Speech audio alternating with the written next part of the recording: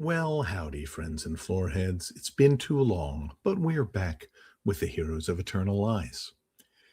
After a week of recuperation and some tense discussions about what the future would bring, our heroes elected to make their way to Malta, the location of the last known cult hub. Their travel to the Golden City was untroubled, at least from outside forces, and they arrived in early October of 1935. After doing some basic legwork, our heroes have decided to begin their investigation by surveilling the townhouse of the one known representative of the Maltese cult, one Montgomery Donovan. Meanwhile, somewhere in California, a man sits at a desk and seethes. He's writing in a journal, but his pen hand is shaking with barely suppressed rage, and as the camera draws closer, we can hear him muttering angrily to himself. They took my book, killed my men, burned my house, and left me sitting in a fucking hotel. By the end of the sentence, he's shouting, and he flings the pen across the room with an inarticulate growl. It lands at the feet of a younger man, his hand raised to knock upon the door frame. Instead, he simply coughs softly and says, "Telegram for you, Mr. Trammell." Trammell reaches out an imperious hand, and the younger man hands over the yellow sheet of paper before hastily departing. Before the door even closes, Trammell is scanning the telegram with feverish eyes, his lip curling into a fierce snarl. He flips back a few pages in a journal to a page that simply has three things written on it. The first line, Mexico City, has been struck through. The second says Bangkok. Trammell grabs another pen from the desk and draws a line through that with a shaky hand. Only one word remains on the page, and Trammell stares at it. The word is Malta.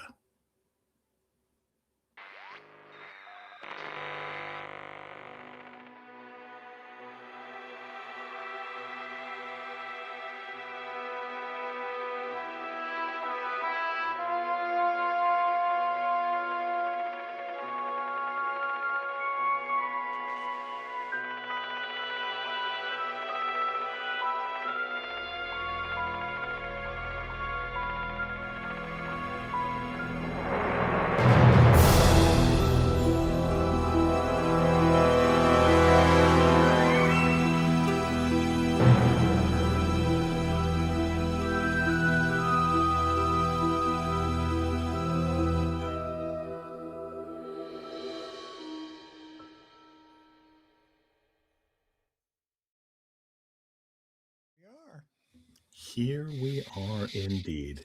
I missed Sorry, everybody's face. I know, it's been way too long. So, yeah, it's time to resume our travels in the lovely scenic Mediterranean where nothing bad or weird or dangerous happens. Perfect. Yeah. So when last we left, my understanding was that James was going to be camped out at a little cafe opposite the townhouse belonging to one Montgomery Donovan. I do want to get an idea of where the rest of you are and what you have going on. You've all done some preliminary legwork, but it's the start of a fresh day. It's a Monday morning. So what are Alice and Sal and Adrian up to this morning?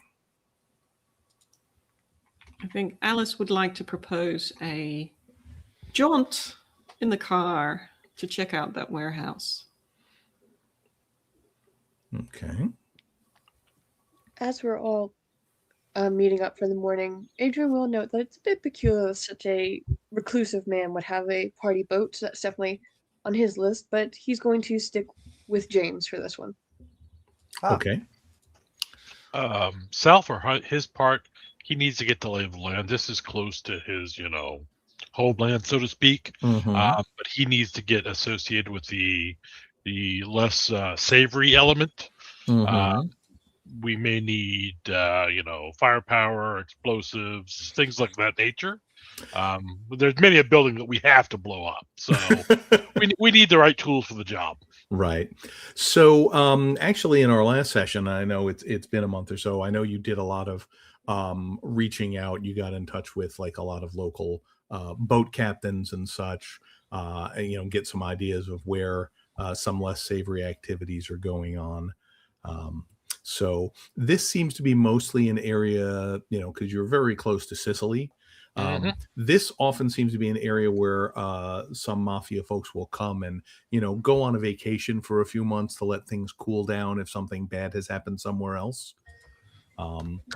So yeah, I mean, if you're looking to pick up, I think you have a pretty good grounding in how the local underworld operates. But if there's anything particular you want to pick up, let me know, and we can certainly work on that. Yeah, definitely would be firearms. Given the proximity to Sicily, I mean, we could easily probably have stuff smuggled from, La Costa Nostra here. I mean, it's just a hop and skip jump. So, Sal will bring that up next time that we all meet. If we meet for breakfast, he'll bring it Sure. up and try to get a laundry list of, okay, what's everybody's poison this time? Yeah, I think you guys have at least most of the weaponry you usually carry. You were able to bring those over without any particular issues. But yeah, if there's any other stuff you want to get, put it on the shopping list. Well, I mean, Alice is going to feel lost without explosives. So just say. If you could perhaps, I don't know if your cousins have some pharmaceutical contacts, perhaps a bottle of chloroform or something like that. Absolutely. I'll start working that angle then. Chloroform and other medical supplies. Sounds good. Bandages and hospital level stuff if we can get it. Yeah, all the essentials. Cool. So let's start off with James and Adrian.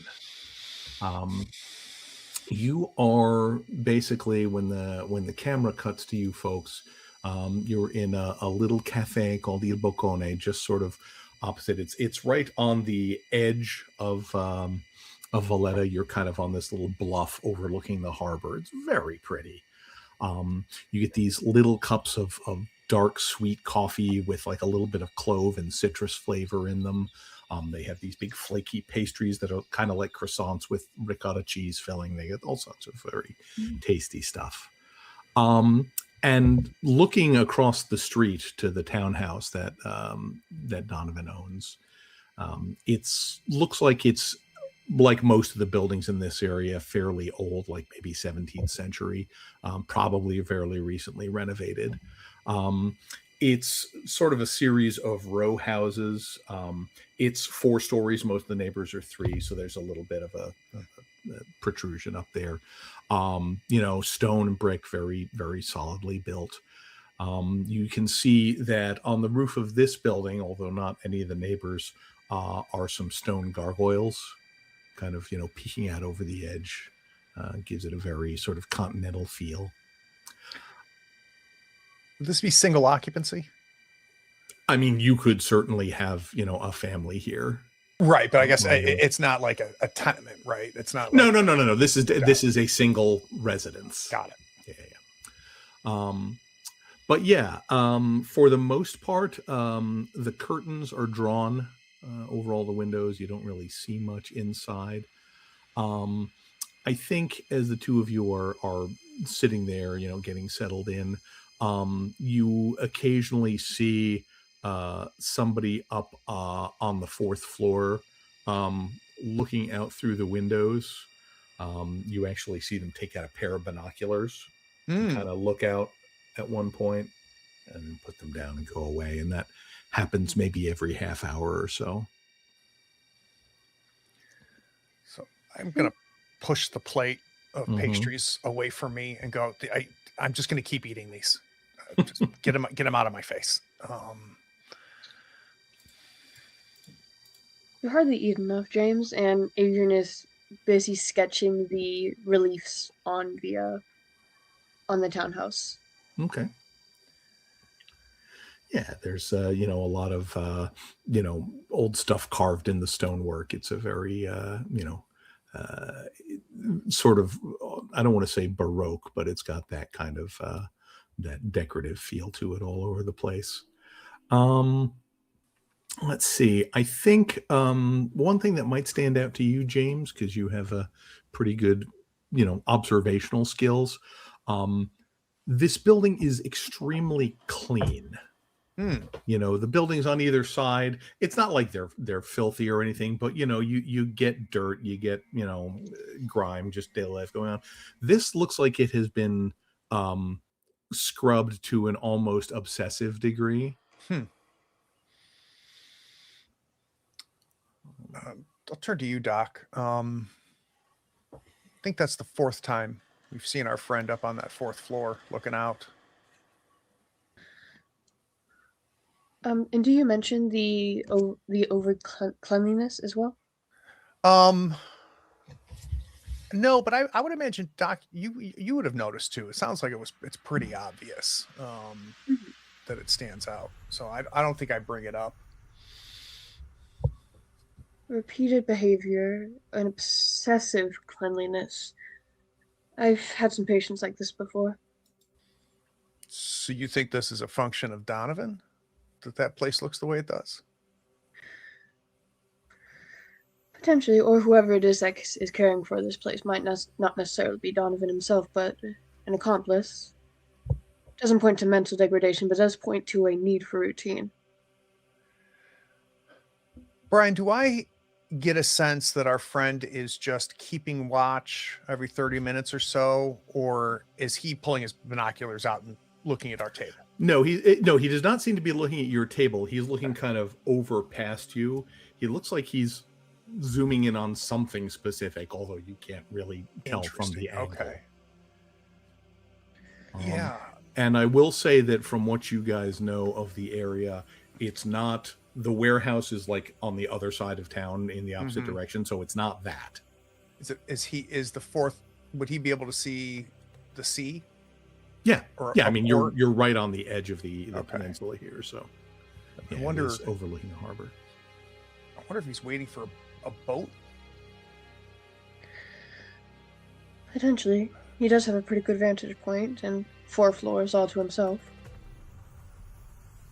I wonder if he's Do you think it'd be worth it to keep watching, see if his disposition changes, or do we have a good enough idea of what area he's looking at? I'd really like to see that son of a bitch leave the building, or somebody go You in. can always knock on the door. Let's wait till Sal gets back. I'm just saying, it's gotten us our best results. Your memory's a little bit different than mine, Doc, but yeah. And I think around 10 o'clock, you guys have been sitting there for a while. You're getting full up on coffee, but you're doing the surveillance thing, which I think James is certainly used to. Doc maybe less so. You see the front door of the place open, and a pair of men step out. Kind of lightweight, maybe summer, early fall suits. They're very well dressed. They kind of step out of the door. They stand on either side, kind of scan the sidewalk, scan around. And then another half dozen people come out. Oh, geez. And they're setting up basically. You recognize the guy kind of in the middle of this crowd is the photo you saw of Montgomery Donovan. And he's got a half a dozen bodyguards, you would presume, around them. And just looking at the way they move, these guys have military training. They're very coordinated. They're very organized. They've obviously done this drill before. They have a situation where, one of them goes out maybe half a block ahead. One of them waits behind. The rest of them are all kind of clustered around him. And the group of them starts heading over directly towards your cafe. Oh, but all the pictures while you can, James. Yeah, follow my lead, Doc. I'm going to call the waiter over.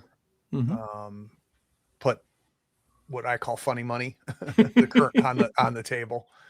I look to you, Doc. Is this right? Like, I'm asking you, Doc, if I'm putting enough money down. The thumb do it quickly. Seems like it's right. Let's go for a walk. Would be a shame not to. And what I want to do is kind of casually stroll and see if they're coming to the cafe or if they were coming for us. Okay. So you guys, you pay your bill. The waiter starts cleaning this up. You guys get up and head out, and basically you kind of get to the, because it's got this little kind of railed in, outdoor seating area. And you get there just as Donovan and his people are approaching. And one of the guards, kind of steps forward and opens the little gate for you. Oh, okay. And then, once you head out, they all head inside and grab a large table in the corner. Perfect. Adrian will attempt to take the gate from him so that he can go with the rest of his friends. He'll try to hold the gate open for them. Oh, please, he says. Go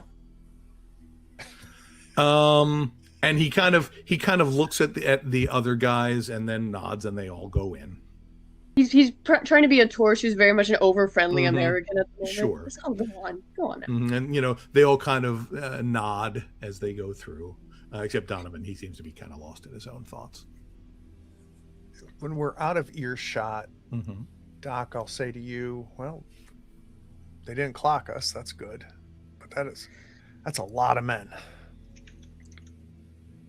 Like I said, a need for routine and a need for a certainty. Do you think maybe word has gotten to him? Did Trammell give him the heads up, maybe? It hardly seems like any of them are in good contact with each other. The only ones who were in contact were Savitri and him, and I believe that's probably out of the picture now.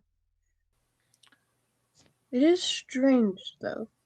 Everything else we've seen has pointed to debauchery, depravity, a level of uncleanliness being what they require, but Donovan seems exceptionally opposed to this. Yeah.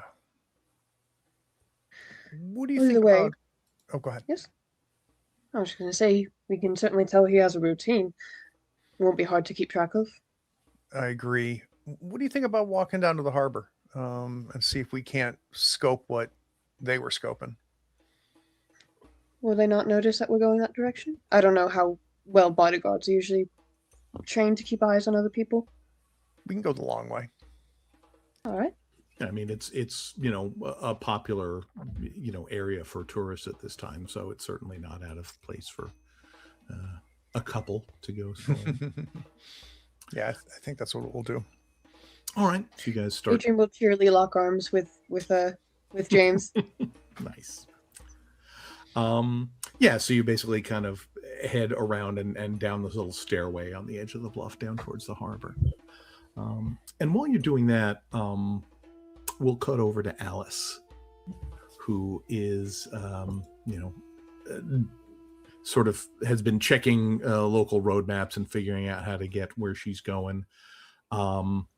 But she gets in the car. There's not a lot of cars in Malta, and as you might imagine, some of the streets are fairly narrow since this was clearly not built for motor cars. But it's not really a problem to get where you're going, especially once you get out of the downtown area. It's a little town called Paola, which is just kind of around the corner of the little bay, and you get over there, and it's this is clearly a freight harbor area. There's a lot of big docks with cranes and, freighters and things coming in and out. It's much more industrial than the yachts and sailboats that you see in Valletta proper.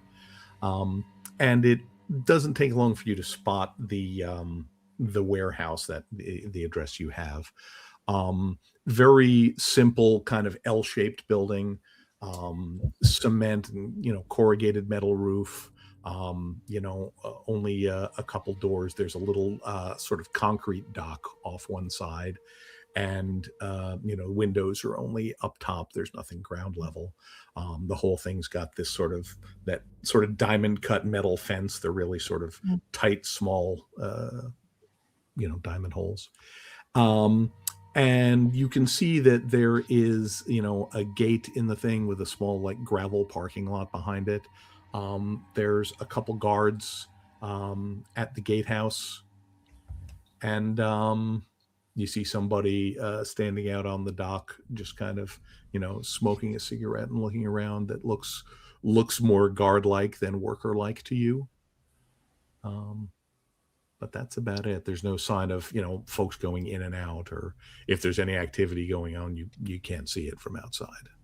Okay. There's maybe 2 or 3 cars parked there. Okay. Are there any other warehouses or other people or? shops. Yeah, this is a small side road off like the coast road, and there's probably 4 or 5 similar warehouses set up along the way. Do they also have guards, or do I see people there? You see a couple of them that have guards, although most of them look like they're more active at the moment. You know, you see stuff being brought in and out, and you see workers going. This place sort of stands out a little bit in its quietness. I think Alice is going to pull the car up next to the neighbors, Mm-hmm. where people are, assuming that the neighboring one has, and she's going to park the car with quite a stutter, and it makes it makes a very strangled noise. Fair enough. And she's going to get out and be a bit flustered and then walk to whoever's at the neighboring warehouse, if there's somebody there. Like, hello. Oh, good morning. Hello. Is there anybody here who knows anything about cars? I think I might have, I don't want to tell my husband, but I think I might have done something wrong and it stopped.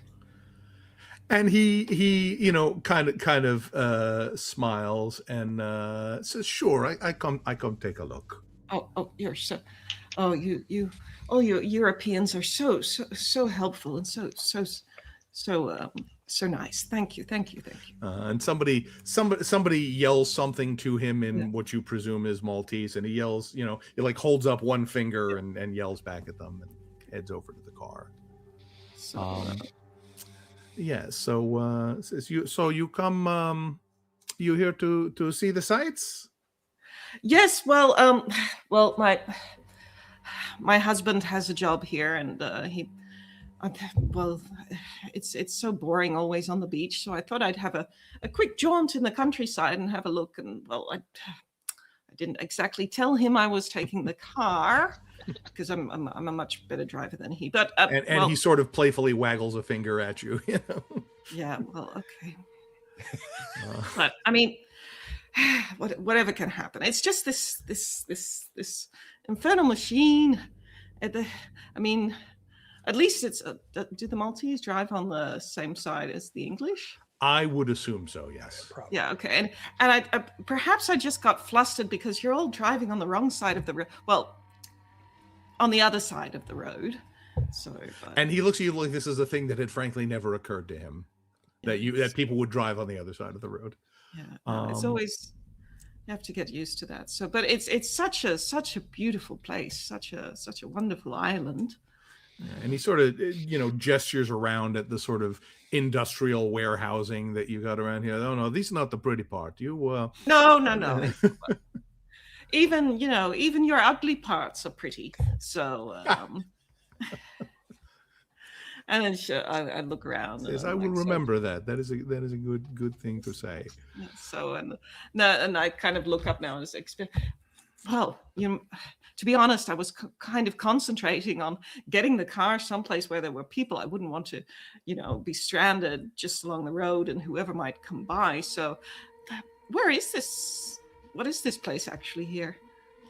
Oh, this is just a warehouse. We do a lot of incoming machine parts, that kind of thing. Sometimes we even get cars come through here that people ship here for when they move to here. But a lot of mechanical, just boxes of parts and that kind of thing. Nothing very exciting. Okay, all the warehouses here, they're all just boxes and parts. I mean, it's all different things. That one over there gets a lot of dry goods, sugar, flour, that kind of thing. And then I don't even know what they do with this one here. And he gestures at the quiet building. They mostly seem to work at night. I think maybe they're up to something, but it's not my business. Is this like, and I lower my bit, Italian stuff? The Italians. As they're wont to be. And he just kind of shrugs and says, I don't know, they got a lot of people there. I don't want to get into trouble, but they don't bother me, I don't bother them. It's very, very wise thing. Very wise thing. So, yes, I mean, nosy neighbors are not good neighbors. No. So, And by this time, he's kind of, gotten over, to the car. He's like literally sat in the driver's seat, turned the key, the engine starts right up. And it's like, so. Well, it's always the case. It's always the case. Whenever, somebody comes to help, and then it works. So it's always the case. And he spends an unnecessary few minutes telling you how to use a clutch.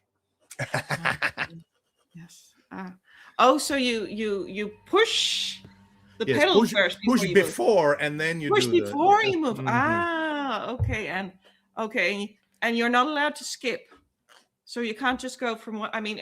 I thought if you really press down the accelerator, Nah, in the no, past. you want to go in order. You can go pretty quick, but you got to go through all of them. Oh well. You see, that's except the one here that says R. That is for going backwards. You don't want to do that most of the time. Oh well, sometimes you do want to use the one that go backwards. As long as you know that's what it does. Yeah. Oh, thank you, Giuseppe. Thank you so much. Of course, you're so kind. So, any other tips for the neighborhood? He kind of looks around and just says, "No, there's nothing very very interesting here. I think you might want to go. There's some old archaeology, what they call digging, excavations out in the hills up there. That might be interesting. I don't know how like they take visitors, but you're a nice lady. It might be neat to look at." Okay. Well, thank you very much for your assistance, and just don't tell my husband. Okay? I don't even know your husband, man. Well, and he doesn't know me, and he winks. It'll be our little secret. Thank you. So, and then I just smoothly put it in reverse and kind of spin out and drive off. Yeah. I will say that you probably noticed during this time, like the guys over at the gatehouse sort of kept half an eye on it, just in case there was anything. So they're at least a little bit wary, but none of them came over or sounded any alarm or anything. So they just and I could see. So I've got kind of a scope, like lay of the land, where that there's a place that you can come in with a boat and. What's there? Okay. Yep. Okay, then I'll just head back into town. All right. Sounds good. Let's see. Sal, do we want to go to any particular orders you're looking to place, or are we holding off? No. Yeah, it's just whatever whatever Alice needs for medical supplies that may not be easily obtained, pharmaceuticals and things like that. Lines on morphine, just things like that. Since we've got weapons taken care of, I want to make sure that we can get ourselves in at least somewhat working order should one of us unfortunately catch a bullet or something else. Yeah. So I think the connection you get is there's actually an orderly up at there's kind of one main hospital in town. And there's an orderly in there who apparently has a side thing, getting rid of excess supplies. If you don't get rid of the expired stuff, it just stacks up. I mean, exactly. It's not good for anybody. So I think once you've spent some time making connections, you kind of head up there. As usual, it's like, the guy says, all right, I'll meet you, out back in the parking lot, in a few minutes. The one thing that you notice, as you're kind of getting close, because this is, again, a bunch of old buildings that have been renovated up into a hospital, big, tall stone building. And you see on one side of it, because it looks like this may have been a couple different houses that were kind of combined into the hospital structure, and one of them has a like a little plaque on it that says the Portia Donovan Memorial Wing. and the name just kind of catches your eye. I'll ask the orderly about that. Mm-hmm. Yeah, no, he's there's a rich British man in town, and his wife died a couple months ago, and they had already been donating to try and get this wing renovated up, and he had a name for her. Very nice. Very nice. Okay. So like I said, just getting the line on various medical supplies and things like that. I also want to try to get a lay for the local police. What their armament like, especially, I'll do some testing as far as what are there payphones around? Probably not like on the street. There are some like in hotel lobbies are probably the most likely places you are to find those. Okay. I'll try to gauge kind of a response time. Not that it'll come into play. No. Of course not. I would say, obviously it would presumably depend on, what you report is like, hey, this guy stole my wallet versus there are a bunch of people here with machine guns. But I would say, because it's a relatively small area, response time is fairly quick, although they don't seem like they're not sitting around twiddling their thumbs. The police response time, at least in the downtown area where you are, is relatively quick. Okay.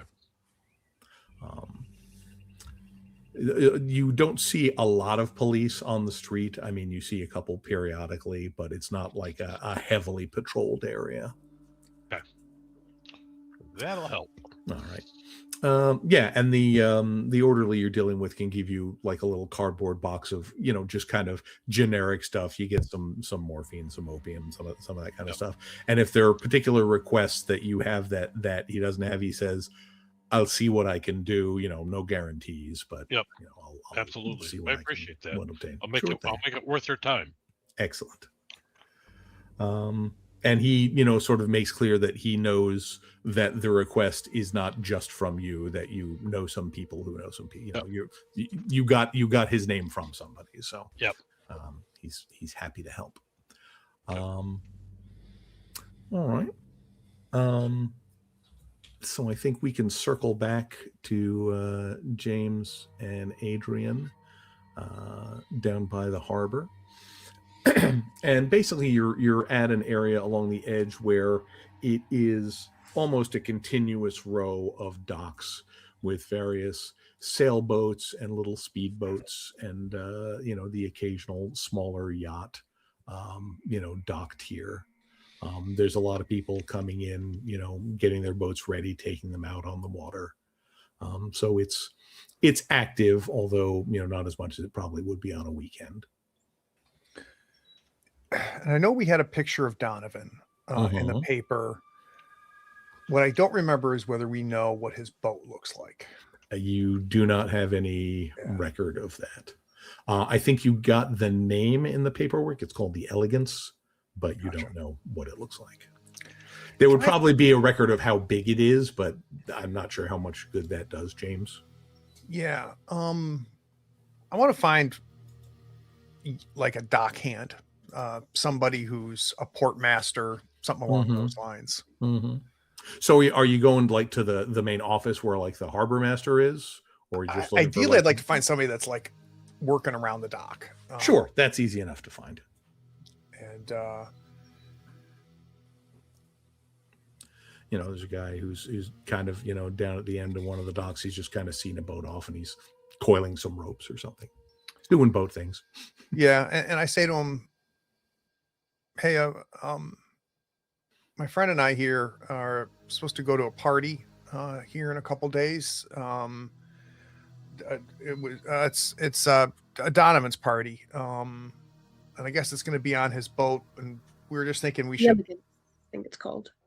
Yeah, that's right. And I think we're just trying to see, which one it was, so that we know where to go for the party. Are you familiar with this boat? So when you say, we're going to a party, he's, his reaction is, sure, yeah, we get that a lot. And then when you say it's Donovan's party, he seems surprised by that. We thought it might be helpful. He's not exactly known for his outlandish behavior. We didn't think we'd be able to spot it from outside.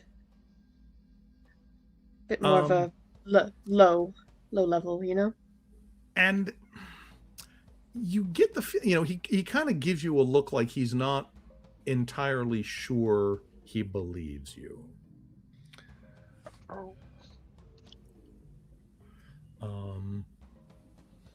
He's, so you say Mr. Donovan is having a party on his yacht? Yeah. Look, if we just know where the boat is, it'll save us a ton of time. And for your trouble. And I'm going to put a little wad of cash in his hand. Okay. It'll save us a ton of time. Yeah, let me, I think he looks at the money, and this is clearly not a highly paid guy, and he kind of looks down at the money for a second, and you can see the gears turning in his head. And after probably close to a minute, he says, "No, I'm sorry, I don't know that boat." That's all right. Thank you either way. Sure. But you do know Mr. Donovan. I mean, I know about him. I don't know him. We've never met. You seem quite familiar with the level of. You seem quite familiar with the level of social he'd be. Has he ever come to the docks before? He says, and he kind of does the look around, is anybody listening thing. And he says, look, Mr. He's a very private man. He doesn't like people talking about his business. Oh, of course. Well, I guess we'll just have to figure it out when we get here. Well, I mean, if you're invited, you could probably just ask him, right? Yeah. Appreciate your help. Of course. Well, we did go and try to see him earlier, but he had a bit of a party around him. We didn't... Not a party, a entourage. He didn't really seem to want to be bothered at the moment. He never seems to want to be bothered, really. But we'll go past the social faux pas and ask him ourselves. He just kind of shrugs. Like he clearly does not want to be having this conversation. Yeah. If it's all right with you, Doc, I think we should rendezvous. I think we've learned not only does he keep a clean house, I think we've also learned that he keeps an entourage, and seems to either pay the doc people well, or the doc people are scared of him. Seemed more the latter. Yeah. So I I think could we'll always try go to... and talk to him. I want to know what Alice and Sal have started. Oh, not yet. first. No, not yet. But I'll make sure you're there if we go talk to him. All right. Of course. So you guys, head up and, start heading back towards your hotel. I think as you get to the top of the stairs, you see Donovan and his entourage kind of heading up the street. Okay. I grab your hand and pull it down. What? I'm the overly friendly American tourist who held the gate for them. Of course I would wait. I'm just staying in character. Just let's be a little less noticeable. We're Americans. We're meant to be noticeable in Europe. Do you not know this? Yeah, I would like to follow them, but not too close. Not Sure. so it looks like I'm following them. Right, exactly. So I think what I'd like to have you do is give me a shadowing roll. Happy to do that. Your target number is only going to be 3 at this point. Got to get I those will dice back into play. Spend a point to give me a +1. Okay. Piece of cake. Yeah, they're, I mean, like I said, the guards are reasonably watchful, but you don't do anything that gives them any reason to make a notice of you. It doesn't look like they paid any particular attention to the people who were at the cafe, so they don't seem to like recognize you in that way. And basically they take about a 5-minute walk, starting, heading a little bit inland in town. And then he stops at this area where there's just kind of like a stretch of wall. You can see trees and stuff behind it, and a little metal, an iron gate in the middle. And he basically goes up to that door, pulls out a key, unlocks it, goes inside, and the guards all kind of hang out outside. They're leaning against the wall, smoking cigarettes, chatting with each other, still keeping an eye out, but they're all outside. And he has gone in. And does this look like commercial, residential? It's hard to say. There's like a little, I mean, the neighborhood, this is one of those areas where you get a lot of things where there's like a little business on top and the proprietors live upstairs, so it's a lot of mixed use stuff. This looks like, it looks like a little garden almost in here. There may be buildings and stuff back there, but you can't really tell from the street. If he's making this stuff, I don't think he's doing it where he lives. And this place looks awful tidy too. I really think he's the one making it at all. You see me jot down the address. Who do you think we could talk to, Doc, to could give us an idea of what the hell this place might be? Other people in the neighborhood once he's left, I imagine. There'll be businesses around here. Yeah, I And don't honestly, good at extracting information, so I kind of tear off the thing off the pad and hand you the thing. So maybe you could figure this out. I will say that, to some extent, once there's not a bunch of people there, you could just look through the gate. Oh, okay. It's like iron bar, so you can certainly see through Got it and get somewhat of a better idea of what's going on. Yeah. We would like to do that. Okay. So you want to hang out here for a while? Yeah. Okay. Find maybe a little bookstore or something that you can browse in with an eye out the window, and maybe half an hour or so later he comes out, locks the gate behind him, and they head off. Head back or head off? Head off towards the north end of town, so away from home. Okay. I have a question real quick. Mm-hmm. How does Montgomery dress and hold himself? You said that he's pretty lost in thought all the time. Does he seem does Pasha present high and mighty, or does he seem a bit insular even in like his own personality? Does he give off that he's rich, or does he give off something else? I mean, I would say you've got some experience with both of those types of folks.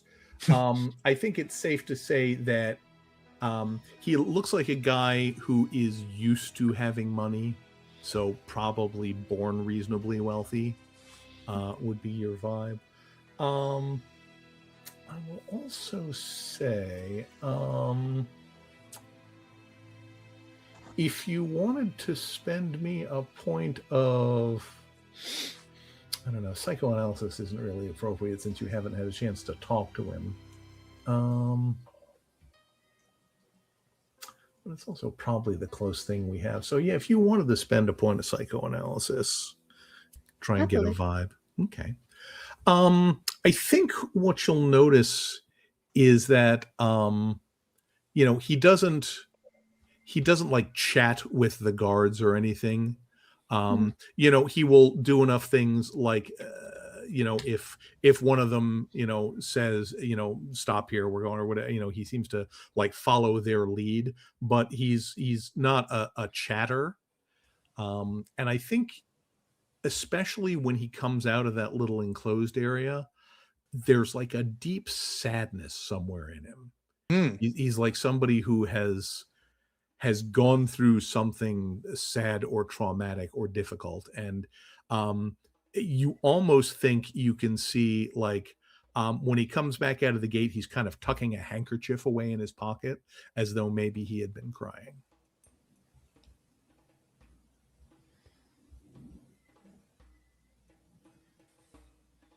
And you said it looked like there was a garden? Yeah. I mean, you can see some, some trees and flowers and stuff behind there.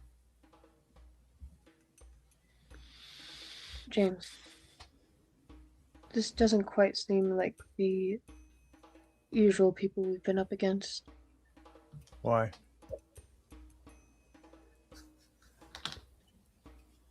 He's sad, intensely morose. Genuinely morose. Like He's in human. general, or today? Like, is he having a bad day? As in, with clearly a very scheduled man, he's fit in going to what appears to be a garden to spend time crying into his very set schedule. He's suffering from something. Good. Regretting something. Let's figure out what this garden is as soon as they leave. Yeah, they kind of, make their way off, and once they're out of sight, it's easy enough to make your way across the street. There is a little brass plaque next to the gate that says something in Maltese that, neither of you recognize. But looking inside, it looks almost like a little private park. Okay. It's got like the little grassy area and big trees in the middle, and plants and stuff planted around the edge. Except in the middle of it is like this. I mean, looking at it, the word that immediately comes to mind is a crypt. Like there's a little stone kind of mausoleum, with a big cross on it, and I think you can probably see from the gate that there is an area, there's an engraved area on the front that just says Portia Donovan, 1892 to 1935. And it's obviously pretty recent. Did we see anything, Doc, in the papers about a wife or a sister or? I don't believe we did we? The photo in the thing was labeled of him and his wife. Okay. The photo in the social pages. So she just died this year. If he is grieving, if he's just showing human emotions, perhaps we could talk to him. You're just dying to talk to this guy. I don't think we're there yet, Doc. Let's get back. Let's do some information exchange here. We need to find out who knows how she died. Okay. So we don't have to kill someone this time. Put one foot in front of the other. Let's go. All right. So you're making your way back to the hotel. Alice, were you going to make any other stops while you were out? A stop for lunch, and then I'll the hotel with some snacks. Get this little tuna flatbread with olives and capers. It's really good. But yeah, you guys are able to regroup at the hotel. There's certainly space in somebody's room to sit around a table and chat.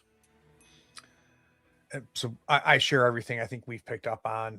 High security, super clean building. Looks like the wife died this year. Probably need to figure that out. When this year? Was there a date? Just a year. Yeah, there was not a specific date. I spoke to the orderly at the hospital. There's an area named after her, and it was a couple months ago, according to him. Interesting. He didn't happen to know how she died, did he? I did ask. That's helpful. It's a couple of months ago that the production, that Tramel's notes mentioned that nectar production went up. Be interested in knowing exactly when she died. Mm-hmm. In any case, I checked out the warehouse. It seems that most business there is done in the evening, and there's a definite presence there, keeping an eye on things. I think we're dealing with a different level here. Like those bodyguards that he had are legit. They're the real deal. I can't see a man, just based on your description of him, handling the kind of activity that we've been looking at. I'm wondering if there is someone that a lieutenant, so to speak, who handles this. Because let's face it, what we've seen and gotten involved with is very, very dirty. And yet, it was his name that caused a worker to refuse even money to give us any information on the docks. Wouldn't even tell me where the boat is. Sal, do you have any cousins that might be able to fill in some of these gaps for us? I've got cousins everywhere. I think it'd be interesting to know what the other side of the street is saying. Yeah. Obviously, it's pretty obvious that they would be aware of him or know of him. He's Absolutely, yes. pretty well known here. Perhaps I can check out the hospital, see if I can access the records, speak to another nurse. Yes. Oh, Alice, if you need anything, I've got a line into any hospital supplies, medications, whatever. I got you morphine. Still, I need to work on the chloroform, though. I forgot to ask about that. No worries, but perhaps, I don't know, perhaps keep our contacts separate? Absolutely. Probably a good idea. It's Hey. not... Yeah, but thanks. Doc, you want to do your And him a Pierini. Doc, what do you think about doing your city hall trick again? See if we can't go through some records and see if there's any, find out how many buildings he owns, and do you think that would be of value? Kind of did that last time, which is where you tracked down the warehouse, the townhouse, and the yacht was all through like kind of city records and stuff. I've been drinking. It's been a while. Doesn't remember. Never mind. Yeah, I don't know. I feel like what Sal and Alice are doing is going to give us what we need. So I might lay low unless Doc has ideas. Perhaps, I mean, if you're stake out the warehouse for this evening, see what type of activity goes on when it's dark. I think you need to be careful you're not observed. It's fairly quiet there, so you want to do that covertly. Are you sure there's not too many loose ends that he probably knows about us by now? Tramel's still alive, and that worker seemed afraid enough of him that he might spread the word that someone's been looking for him. Yeah, he didn't recognize us, Doc. So he doesn't have a description because we weren't trying to hide ourselves. But I agree, we need to be careful. Yeah, I think I'm probably just going to go up to the room, maybe catch a couple blinks so that I can stay up later. And I like the idea of keeping an eye on that warehouse tonight. I got that covered. All I have right. to make a few notes. All right. So, while James is taking a nap and Adrian is documenting everything, Alice, I think you said you wanted to go visit the hospital? Yeah. Okay. And I think I'll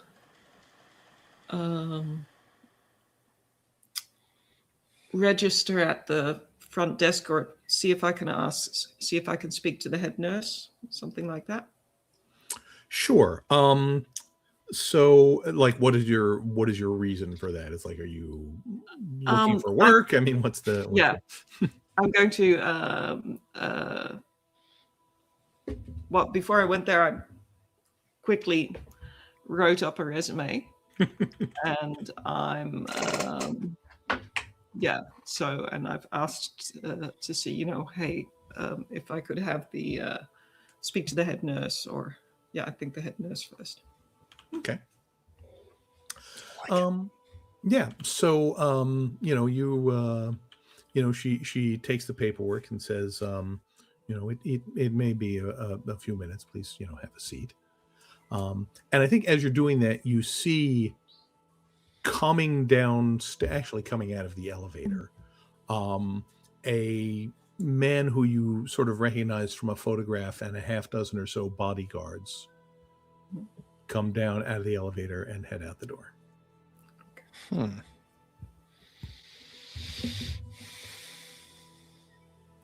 A few minutes later, probably close to 20 minutes later, actually, a nurse comes down and says, "Yes, Miss Roscavel. My name is Stella Balzano. I'm the head nurse here." Sorry. Yeah. So, and Alice is going to say in very mangled Italian, like, "Thank you for seeing me." Mm-hmm. She says, we can use English if that's easier, she says. Oh, that's a relief. So thank you for your time. I understand it's you probably don't get that many walk-ins off the street. No, that's true. It's to be quite well.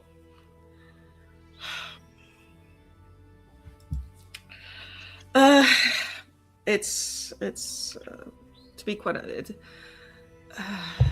about a little over, well, I think nearly 20 years ago, I did some work as a nurse in Europe, and I've kept active, mainly military, to be quite honest, but there's been some things happened at home, and I think I've been thinking about moving to Europe, and I do have some skills, and I was thinking, perhaps make a new start, and Malta always had a very I have fond memories of Malta from and then I'll say in Italian, the Great War. Mm-hmm. And it's like, and how old is this head nurse, Charles, by the way? She's probably about your age, maybe a little older. Yeah. Mm-hmm. And she and like when you say some things happened at home, she kind of just reaches out a hand and just holds your wrist for a second, and then kind of lets go. And so is your resume showing like recent medical experience, like you've still been active practice? It's quite accurate, actually. It shows the World War I. It shows about 2-3 year gap then, and then it shows US military active nurse, but I've added it to end. I think I stopped about 2 or 3 years ago, but now I've just left out the last part. And sure, it shows up. It shows an up end date that is about 2-3 months earlier. Adding the fact that there's she's added orthodontic study to her most recent stuff. Of course, got to have the extra training. Dentistry. Yeah. So I think she kind of gives you a little tour. While she's talking to you about it, she's like, I don't know that we have any openings right now. Although one of our younger nurses is talking about getting married and going back to Italy with her husband. So we may have an opening soon. We can certainly keep it on file, but she kind of shows you about, and basically it's the kind of thing where you've got like the patient wings and everything are on the outside with a lot of bright lights and everything, and then inside where like a lot of the administrative stuff is very kind of dark and cramped. It's clearly converted from buildings that were not meant to be hospitals like this. And I think I'm going to ask, like, okay, what kind of injuries, what kind of patients, what kind of sicknesses do you treat here? And and I'm asking, do you get a lot of gunshot wounds? Is there a lot of explosive? That's and do based people on get run over by things cars that a I've lot had, here in Malta? implying that what I've been what Sure. Alice has been dealing with recently. Because if you haven't, that might change. But yeah, she she's, for the most part, she says it's it's a lot of the usual things. It's broken arms and work injuries, and people getting various normal diseases. Nothing sounds particularly out of the ordinary. She does mention at one point, and I think you would also see the plaque that Sal saw earlier, the Portia Donovan wing. But she also says we are also doing some drug trials with some new treatments that we think have promise in the future. So if you're interested in the cutting edge, I suppose you might be able to get involved. That's actually when she was going on just the normal stuff of broken bones and people falling out of trees, and right, or windows. Then kind of there's Alice will kind of let a small laugh, like, yes, the ordinary stuff that implying, that would be very welcome. how lovely to not have to deal with gunshot wounds on a daily basis. And then when she says on drug trials or medicine trials, I think that Alice is going to say, I actually have experience with those as well. Oh, really? Excellent. Yeah, well, I can't really say much about that. It's classified. Well, yeah, I wasn't quite expecting that here. It's it's something that Dr. Salazio is working on, and she kind of gestures at this nurse who is going by with like a little tray of injection vials. They all have this sort of slightly iridescent orange look to them. Shocker. And she says we don't even have a name for it yet. We're calling it orange juice, but it seems to be giving the patients a little extra pep. So we're hopeful that it'll be something useful. Very interesting. Yes, it's medical trials. It's always can be quite surprising what the effects are, and very interesting indeed. Sometimes the effects can be surprising. That's true. That's why we do the trials, right? yes, and then always hope that it's always good to have volunteers. Yep. And so she kind of walks you through the the rest of the tour, kind of makes small talk with you. Yeah. And basically says, if you can leave your contact information, I'll definitely reach out. She seems to have taken a liking to you. And I'll certainly reach out as soon as if we have an opening. Oh, that would be wonderful. And I leave my actual the contact details of the hotel where I'm staying. I think it's that would be yes. I was looking it was going to be a holiday, try to take distance, but I do think that the more I see of Malta, it's I hope that an opening does open up, and in the meantime, it's good to have a change of scenery. And if there's ever anything, if you ever needed a second set of hands or anything, well, do reach out to me. And if there are any, well, I have some experience with broken bones, etc. But if you any gunshot wounds or explosives or acid accidents. Let us hope not. She says. Of course. She actually crosses herself when you say that. But thank you, Alice, for coming. It was very good to meet you, and I hope we'll see you again soon. Grazie, Maria. Grazie. Okay. And then gonna go outside, and I'm like, whoa, heading straight back. Okay. So you guys are certainly able to regroup back at the hotel. I have a question actually. Mhm. How far out is the archaeological site? Because I believe Alice mentioned it. It's probably, I don't know, a 45-minute drive out into the countryside outside Valletta proper. Would it be all right with folks if Adrian just went to go just to glance at it before he came back? Yeah, no issue for me. I'll be sleeping. You're catching disease. Alice went for a walk, and when she comes back and sees the, damn it, who took the car? Yeah. So, yeah, you can certainly go out and make a trip out there. There's basically a lot of sort of, I don't know, late Stone Age items that are up here.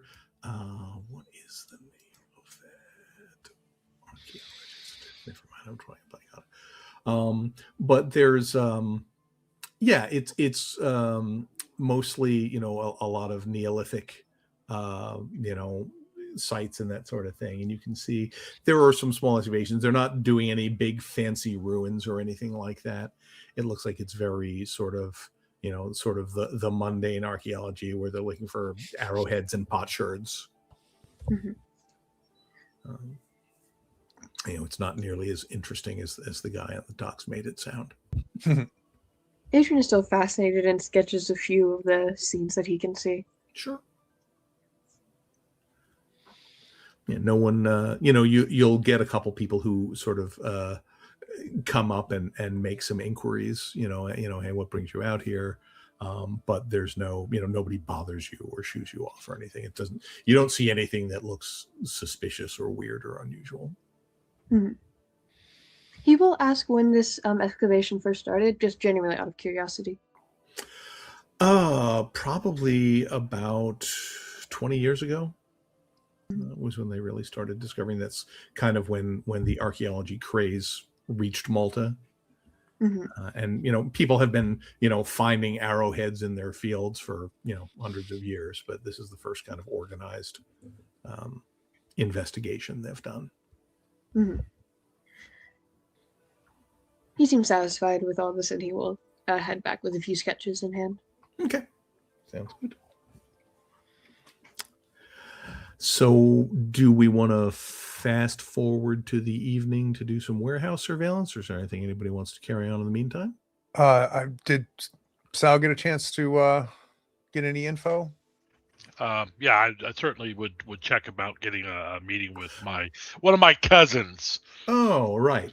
And you're asking, so you're asking for information about like the boats in the harbor kind of thing? Oh, and both in the Donovan. harbor and Donovan and you know, things of that nature. Yeah, we'll start right there. Okay. Well, I'll tell you what. Spend me a point of streetwise, if you would. Okay. And you meet up with Antonio, who is an older guy, probably 60-ish. You know, still pretty spry and that sort of thing. You know, and he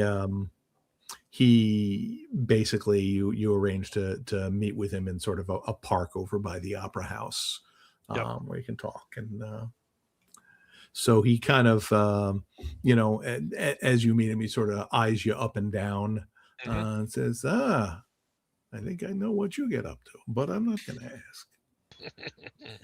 So what can I help you with, my friend?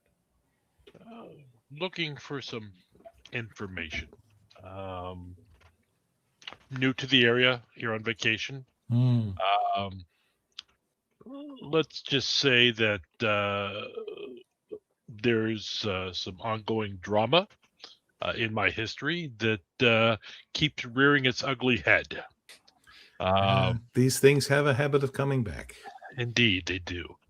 Just want to make sure that, you know, I know who the players are, here in Malta. I definitely do not want to offend the wrong person. Of course, very smart. Yeah, for the most part, we're not very. It's not a very active area here. We try and keep this a quiet spot. So, Certainly makes sense.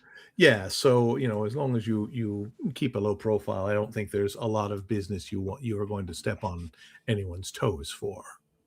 Of course, there's always local authorities that you don't want to bother too much. But how are the local authorities here? I mean, is there a relationship between the family?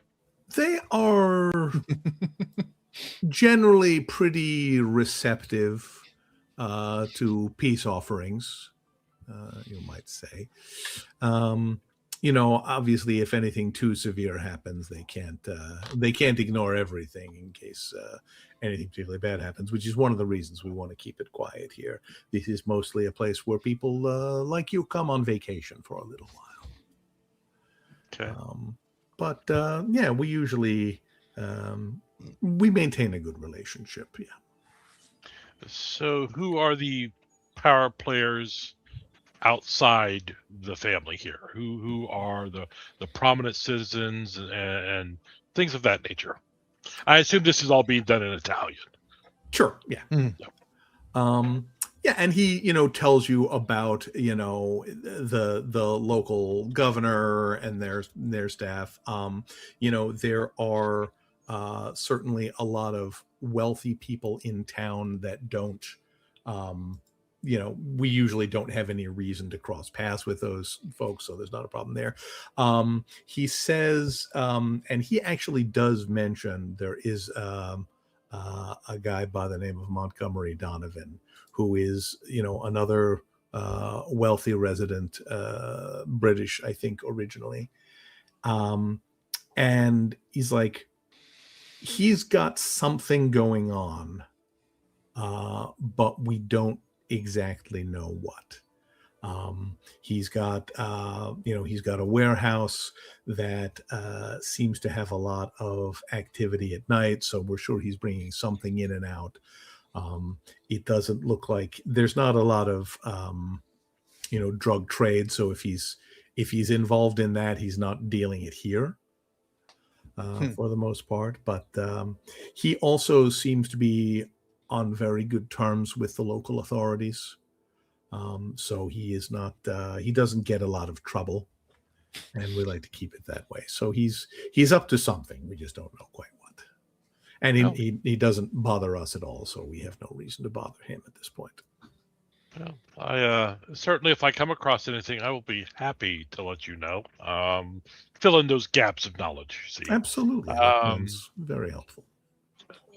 So there may be an instance where, should trouble rear its ugly head, and hopefully that it won't, but I may need to make a quick exit out of the area. What would you suggest for that? I assume that boat is, of course, the best option. Mm-hmm. I mean, I know some people I can recommend, but please do. But please try to avoid making a lot of noise. We keep it quiet here, and we like it that way. Absolutely. Certainly, I am here on vacation, and I don't want to make any sort of ripples whatsoever. But I have a few enemies in my past that they're quite persistent. Well, he sort of shakes his head, and he takes out a business card and writes a name and a dock number on the back, and hands it over and says, if you need to get out in a hurry, he can probably help. Okay, I appreciate it. Thank you so much. Of course. And should I come across any information, I will definitely contact you, so that, again, gaps of knowledge and filling those. Excellent. I think we will get along well together. Please enjoy a nice, peaceful stay. I am so looking forward to it. Okay. We're going to burn this island down.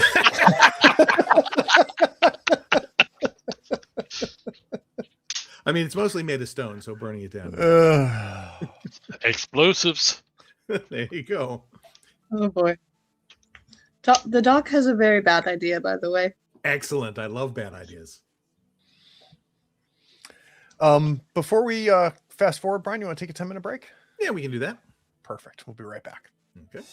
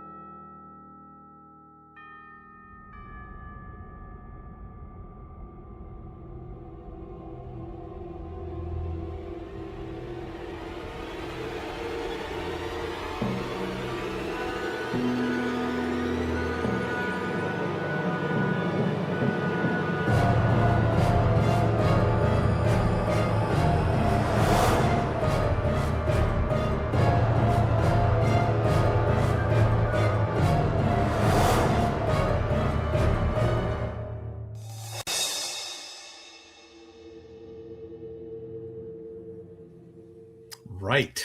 So it sounds like there is a plan to go take a look at a warehouse this evening. What time are you thinking you want to head over? The impression I think that Alice got was it's kind of a late night thing, so maybe swing by around 10ish or so. Okay. Maybe a little bit earlier to figure out where a safe place might be. Okay. Spend a little bit of time. I am going to buy a thermos and get more of that coffee.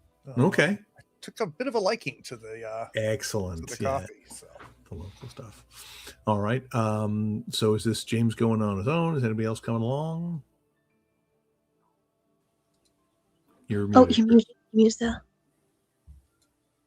Sorry about that. Sal will go along if needed. He doesn't care. Okay. Makes sense. Been a while since we've hung out, so I'm up for that. Yeah, excellent. All right. Oh, I'm not going to drink any of that that swill they call coffee here. You can also just get a regular cappuccino if you want. Or not. I mean, I'm not gonna just want coffee flavored coffee. Yeah. Cool. And then Alice and Adrian just hanging back at the hotel. I think on the way back from the ruins before the sun starts going down, Agent would have been looking around flower shops specifically. Okay. See if there are any around. Yeah, you can certainly find some. All right. He's not going to get anything yet, but he's just taking note of where they are.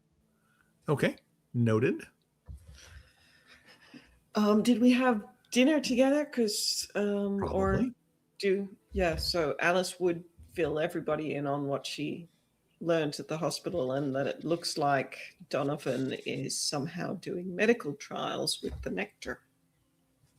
And Sal, you let us know that there really isn't much of a street drug trade either, right? Yep. In fact, my cousins are aware of Donovan doing something. They don't know what. They wanted to stress that they're trying to keep things quiet. So he does have a very good connection with the local authorities. So if we're going to come across them sooner or later. That seems evident. Amazing. My ringtone, sorry. Nice. Your ringtone is a kookaburra?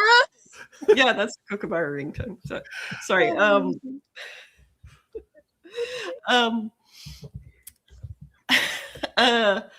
Well, yes, he definitely has good contacts. There's this Dr. Salazi was the name. Yeah. Salazi, in on these medical trials. Yeah. So it looks like whatever he's using that nectar stuff, it's in the hospital. Mm-hmm. Yeah. So thinking that then was Salazio, sorry. Yeah. Salazio is probably the one that's running the operation then. Which makes sense because again, he's not getting his hands dirty. So yeah.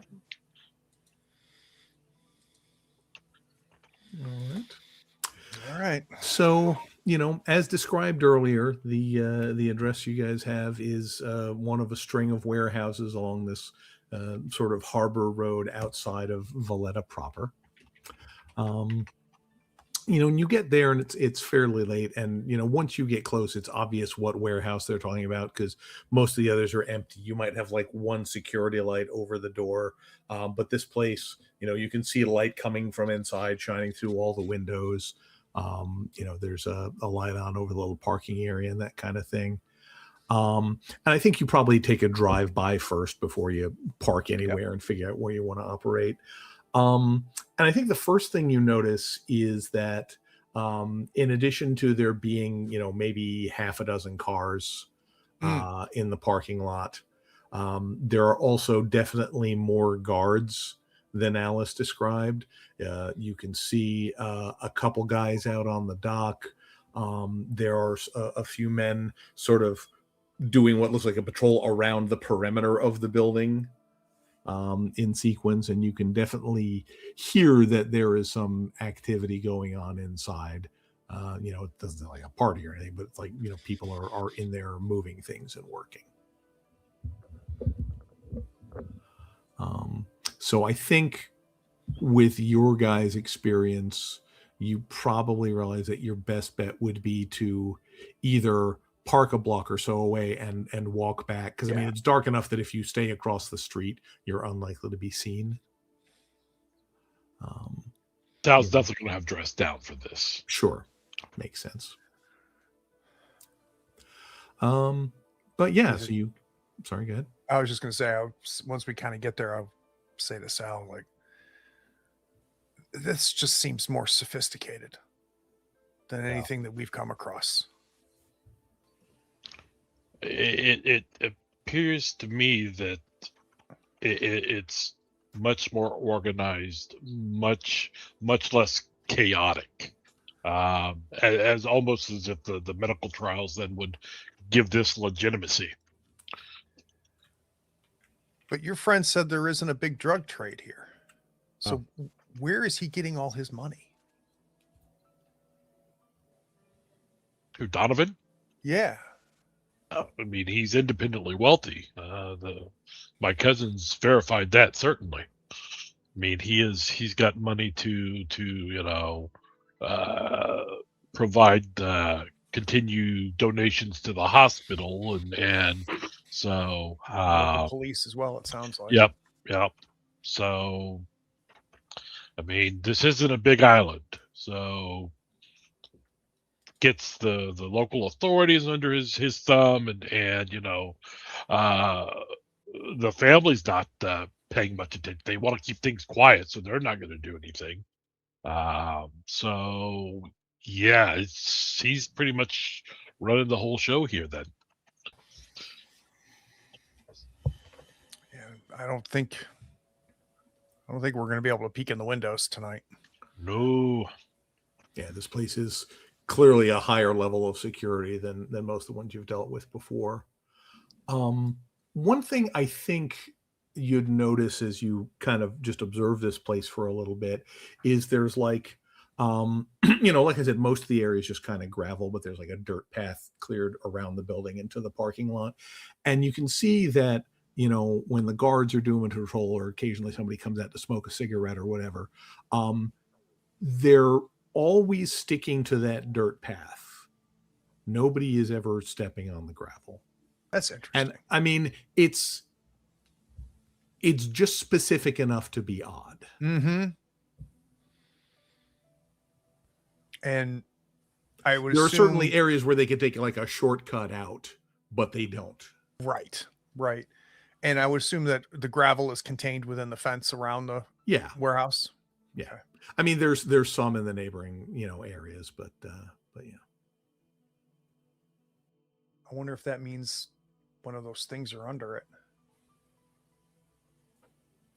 Do you think they're making it here?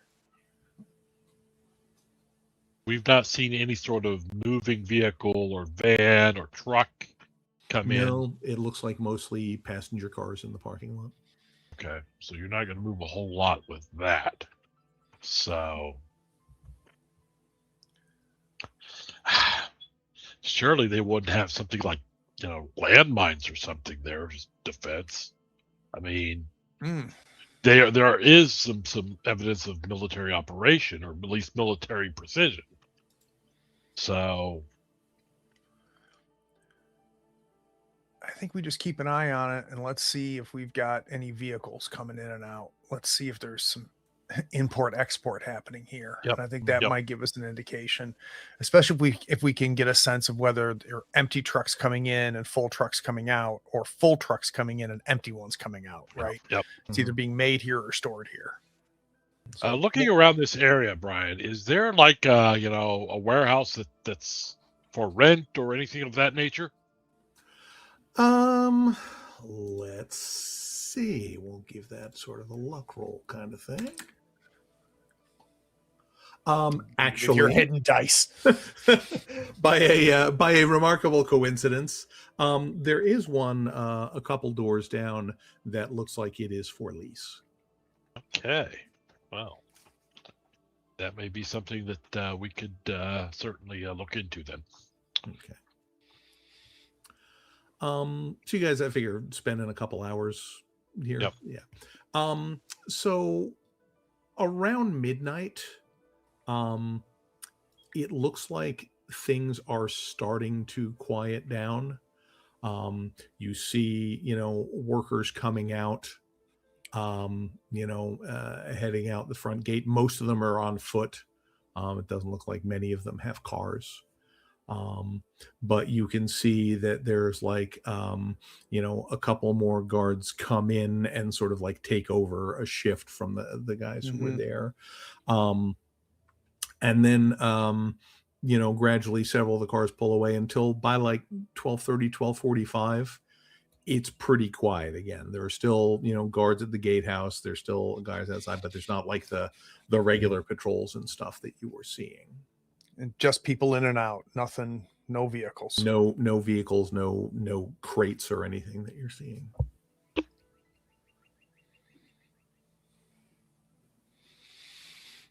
I wonder if we have a better chance of maybe getting a peek at that place during the daytime. Alice made it sound like it was what she described was here. It's a lot less than what we're seeing tonight. Yeah, and if they were, well, I'm wondering if we could have. I was thinking perhaps we could sit on the hospital and see when they bring, but it's going to be such a small amount. I think for a medical trial that you could easily bring that in a personal car, though. Maybe that's something we could have Alice look into. She seems to have made nice with the nurse there. It's just, I mean, and maybe I can visit the doctor and persuade him to talk. I'm going to burn this whole place down, Sal. Absolutely. Okay.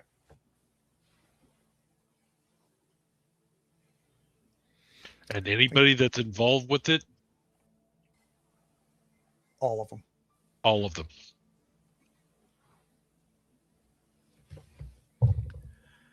So the rest of the morning is actually fairly quiet.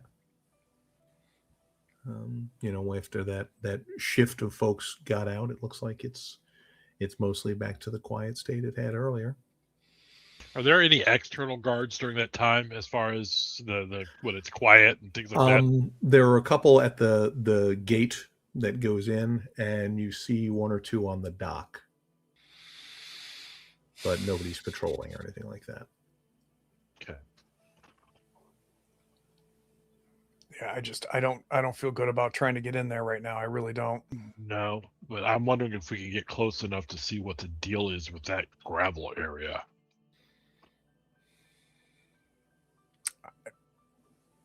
I mean, like, I don't know. And with my body language and everything, Sal, I think you're seeing a level of frustration starting to grow. You've seen this before. Yeah. Right. Where you can tell I'm getting impatient. You can tell I'm getting frustrated. My answers are getting shorter. Mm-hmm. Hopefully the doc and Alice figure something out. I don't know. Well, with the level of sophistication of this operation, I do think we need to take things very, very slowly. Because these are not thugs. Yeah. These guys have military training. And that is a whole new level of the game. Yeah. We had trouble with the captain. Now we're looking at a whole squad of captains. Yeah. I agree. It's really pissing me off. Oh, absolutely. I'd love to drop some dynamite on this place and blow it to hell and back, but that's going to make a lot of waves.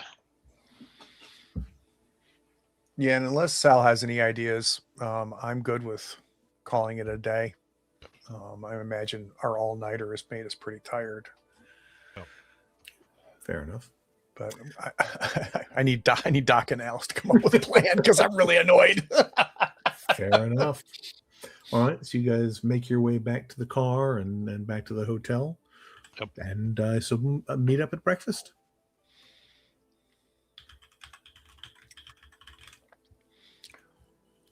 And Alice is perhaps annoyingly chipper at breakfast. So she's enjoying a large spread. Waiting for she's down first. So up to this point, we've been dealing with drug dealers and zealots. This is something different. Yes. This is an entire operation. Is he trying to get him addicted in the hospital? That seems dumb. No, I think there's something else going on in the hospital. And let me tell you, medical trial. I've participated in some I wasn't a patient. I wasn't a subject of medical trial, but I've had some experience with medical trials. And if they're using this nectar in a medical trial, I'm very much wondering to what degree these patients are consenting. Is this about Venezuela? Yes. It's classified. But, Doc, Adrian, I do think that it's clear that Donovan is very protected. But I'm wondering whether Dr. Salazar, Lenzio? Well, Doc Sausage, whether he's as well protected or not. I think that, we're not going to, we can of course just walk up to Montgomery, but I think that's going to be once attempt and probably a final attempt. So let's start, we circle around. We have Dr. Dr. Sausage. The doctor. Dr. S. Sausage. Yes. Doc S. Doc S. I've gotten nice with the nurse, I think, but perhaps Adrian, you must have also done some medical trials. I got to be in the theater for them. I was still only a student at the time. Not the pharmaceutical ones. Yeah. No, pharmaceutical. Yeah. Okay. So perhaps let's see if we can't make contact with the doctor. And I'd still be very interested to know when his wife died. Yeah. When exactly? Because a couple of months ago, is that we remember what was in Tramel's notes? It was a sudden increase after the 18th of March. Is there some kind of connection? Let's check the local newspaper. Look at the obituaries, or he is a very well-known individual, so there may have been something in the papers about it. At least get the official story. Yeah. From what we have seen, each different location is trying to prey on a different area of depravity. Savagery with violence, Tramel with eroticism, Mexico, there's less depravity, more creation of life, I suppose. Sacrificing someone who matters to you would be a logical next experiment.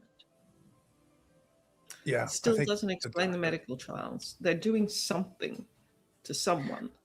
Unless the medical trial started after wife died. Do you think, Sal, that your contact at the hospital would have more details or be able to get us in? I think I need to stay a bit out of the picture. Perhaps, they have my details. Perhaps, well, she did mention that one of the nurses was about to leave. Perhaps, well, we don't know how quick that is going to go. We could find one of the other nurses. And we can make it real quick. No, but we might Yes, Kenny, just Kenny. Perhaps get them on a holiday. That could get me in. I think that we should try and infiltrate from different corners. Yeah, I can wonder try to get. what. Go ahead, Doc. I can try to get in contact with the doctor about the trials, at least on that front. I like that. And maybe Sal, your drug dealer, can maybe give us what does he know about it, right? Right. Especially if he's selling excess goods. I wonder They're if he's expired, though. Keep that in mind. yeah. I wonder if he's got our he's got any orange juice in his supply, or if he's coming across that at all. It's a good question. I like it. All right. Who wants to go first? I will. Okay. All right. So heading back over to the hospital. Yep. All righty. Is there anything that we need pharmaceutical wise? Chloroform. Chloroform. Yeah. Yes. Yep. All right. So he sort of again meets you at back of the building. And he says, chloroform's a little tough, but I'll see what I can do. It's too powerful in this game system. But I'll see what I can find. That's a level 5 spell. You're not there yet. There's Diluted chloroform. right. I've heard that this hospital is conducting a medical trial on a new drug. Yeah, there's this stuff that this one Dr. Salazio is doing a lot of experimenting with a lot of people. What's the deal on that? I don't know. It's something he came up with a few months ago. How long ago? God, I don't know. Maybe April. But yeah, he's been doing. I know he's doing a lot of it with a couple kids up on the 3rd floor. I think is where it started, and then he started expanding it out to other patients. So they're doing these medical trials on kids. Yeah, well, one of them is God, I can't think of his name, but this rich guy's son came in, and he's been here for months now, and The Donovan? yeah, that's it. Yeah, Monty Donovan is the kid's name. Yeah, he's and his mother then is the one that they've named the Yeah, I think memorial to. Yeah, I think she died around shortly before the kid got sick, or shortly before he came here. Anyway, Do you know what she died of?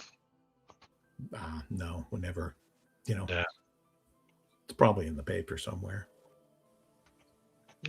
It's just interesting.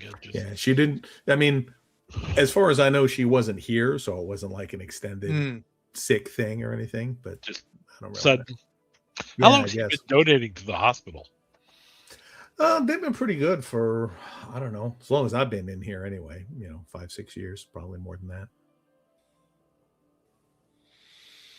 All right. Well, I can give you a day or so, and then if you can get the chloroform,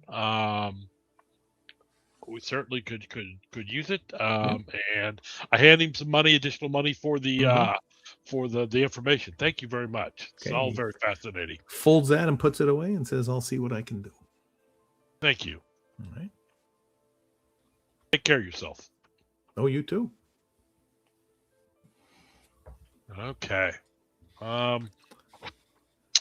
Interesting. So I'm assuming you guys have a table at a restaurant near the hospital, since everything's kind of focused around there. Yep. And I want real coffee.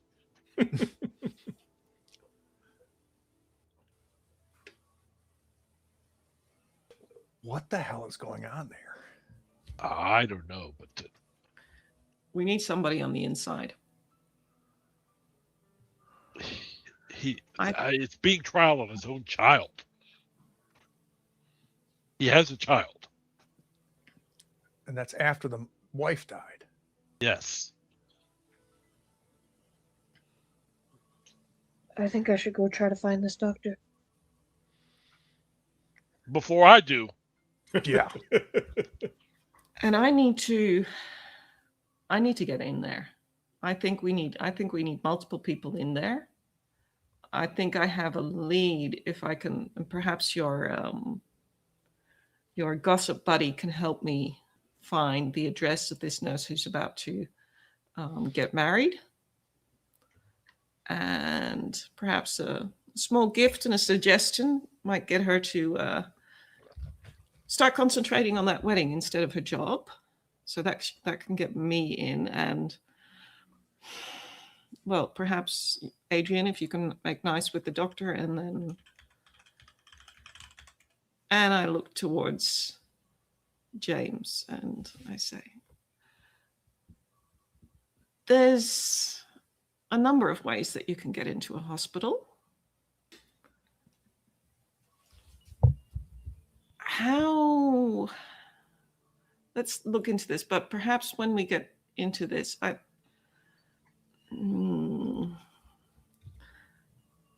how would you like to go in undercover, James? I don't know if I like what you mean by that, Alice. Well, a bit under the weather.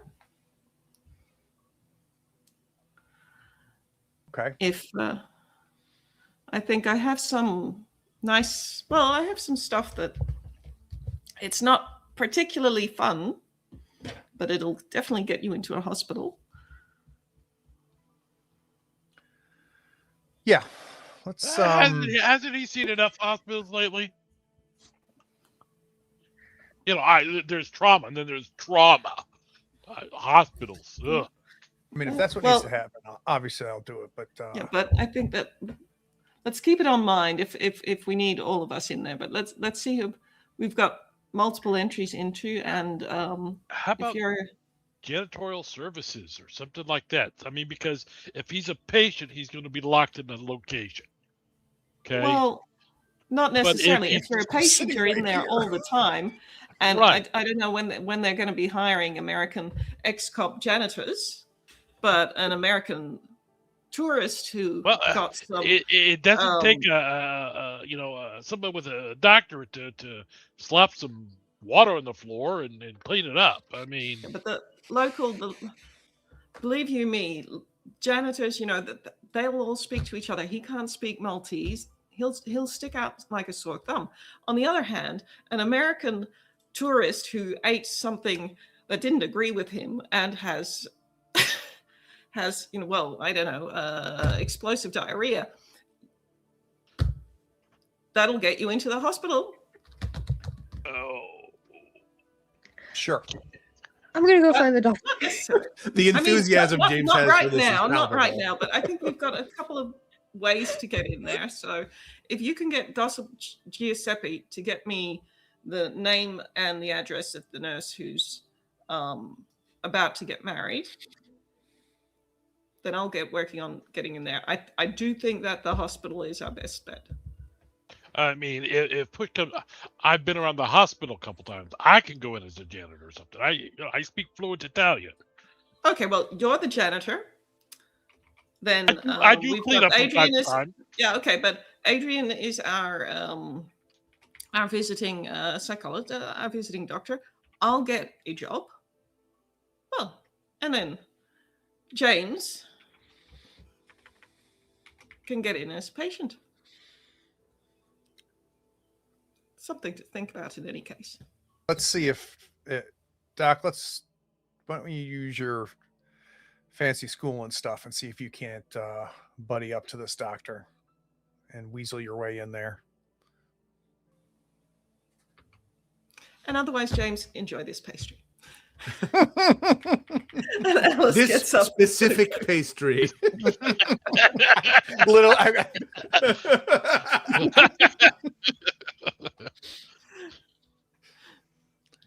All right. Alice takes a bite, puts it back, and it's like, let's see if I can't find that nurse. So. I like both of those ideas better than the third one. All right. So it sounds like Adrian is going in to try to get an appointment with the good doctor. What's the As a very enthused, recently graduated student from the University of Vienna, inquiring about the psychological well-being of these patients that are on this medical trial, out of academic curiosity, but a willingness to help and see what he can do to offer any aid, of course. Love it. Huh. Okay. So let's start here, kind of, at the front desk. The receptionist is, good morning. Can I help you? Hi, I'm Dr. Fisher. A graduate of University of Vienna. I'm here because I heard about a medical trial happening. And she says, well, we do have something going on along those lines. It's still, private. We're not ready to expand it out to other facilities yet, but Oh, of course. I'm not here on behalf of the facility. It's my professional pursuit is offering aid in terms of psychiatry. I wish to see if I could offer anything towards the welfare of the patients on these trials.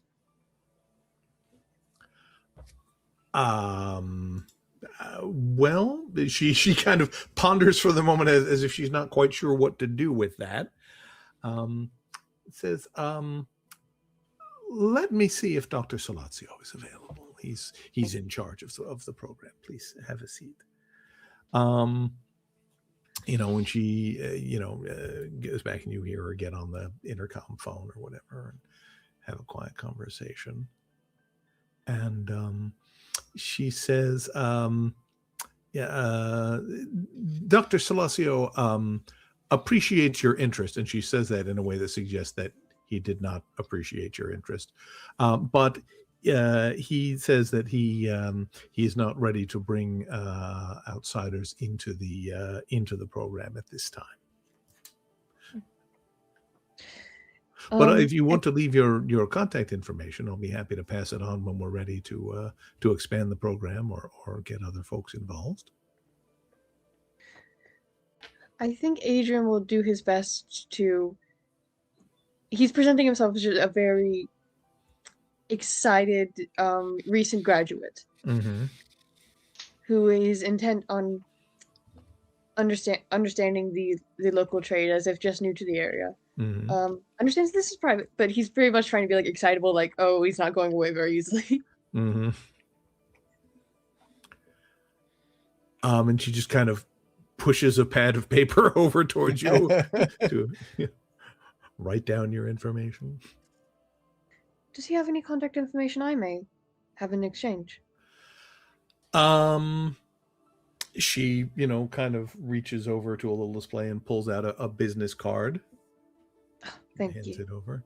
Yes, it's Dr. Johann Romulus Solazio, which is a hell of a name. Johann. Noting that. And Adrian will share the... he'll share a different hotel, but he will share... Okay. But he will say prefer to meet in person. Sure. Yeah. And whatever the nearest telegram courier is, he'll say that is preferred mode of contact. Okay. She takes the information and folds it neatly up and puts it in the little mailbox that is labeled Solazio. How outlandish do we want Adrian to be? What was the vibe of how outlandish you're allowing Adrian to be during? You're there by yourself, so you are unsupervised. You're the expert.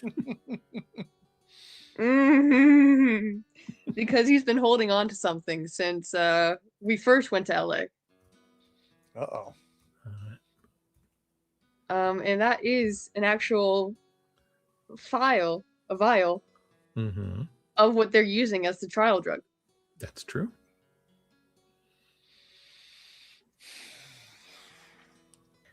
So I think he might, on the note at least, for now, he'll pull this out later, but for now he'll say, He's worked with a similar product. If it is the iridescent orange mixture that I believe I've heard that you're using. Very innocent, just like I happen to be working with another iridescent orange vial of substances. For now, it's just gonna be written down, but he has that ready. Sure. All right. She doesn't even look like she reads it. She just folds it up and puts it in his mailbox. But noted. Yes. We cut to the doctor tied up in a chair, and James has a gun on his forehead. Now, I think we're going to need to explore some of the middle ground there. James has a plan now. Oh, I'm sure he does. Adrian held back for you people. I hope you're happy. Very. Yeah. Astonishing amount of self-control. Yeah. And I think around the time Adrian's coming out and heading back over to your HQ, you guys see it's around noon, and you see again Donovan and his 6-pack of bodyguards arriving at the hospital and heading inside. Like with suitcases or Nope. Just like they're out for a walk and decided to stop in the hospital. Checking in on the kid.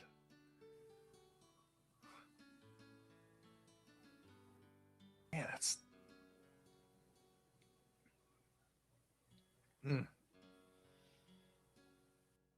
I'm very suspicious, and I would have shared this with you, that there seems to be different ways in which the stuff is extracted. And I'm wondering, is that why the wife died? Right? Being used to extract this stuff from a pit somewhere. And now what is he doing to his kid? Got to get you hired, Alice. Working on it. I think I'm going to have to move out. I think there's 4 Americans. Yeah. We need to split up, or at least it's good. The links between us shouldn't be so obvious. So I think I'm going to get myself a job and a little apartment, and we can working. What you got, Doc? I think as the doc is leaving and he sees the bodyguards and Donovan coming in. Don't get so worried yet, Greg. Don't worry. Just getting comfortable. Passing by, you will is it the same collection of bodyguards as whenever we were at the cafe? I mean, that's right. You did see them. It looks like it's mostly the same guys, a couple different faces, but probably 4 of the 6 are ones that look familiar. Then, being ever the friendly American, and recognizing these people and whoever's in the middle, try to call out to them. Oh, I met you at the cafe, didn't I? And there is like Donovan kind of glances back over you and sort of does a little half smile and a nod. It's like you're a person I've seen before, but doesn't, kind of stop and say anything. One of the bodyguards that you recognize, kind of smiles and says, yes, good morning. And kind of, he sort of stays there and holds the door for the rest of the entourage to go through, and then just kind of nods again and goes to follow the rest of the group inside. Yes, sorry to bother you. I just came to try to meet with the doctor. I hope everything's all right with all of you. Yes, we're fine, thank you. And he clearly does not want to have a conversation.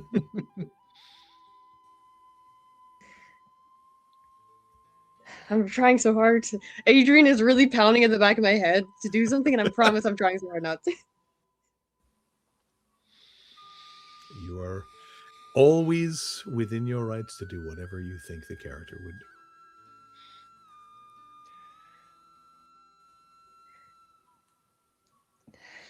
Oh, I'm so sorry.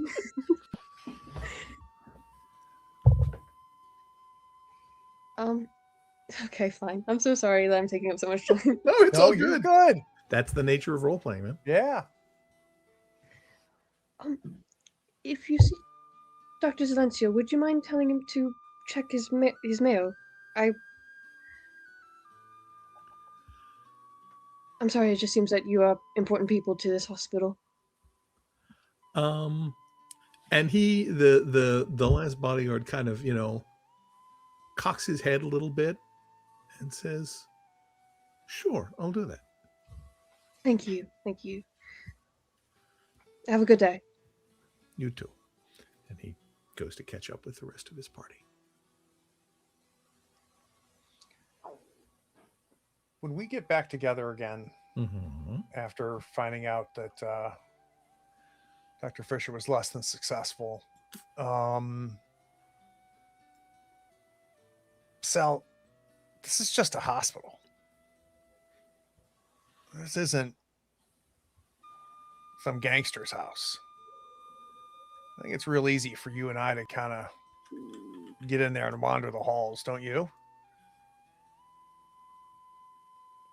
I would imagine so.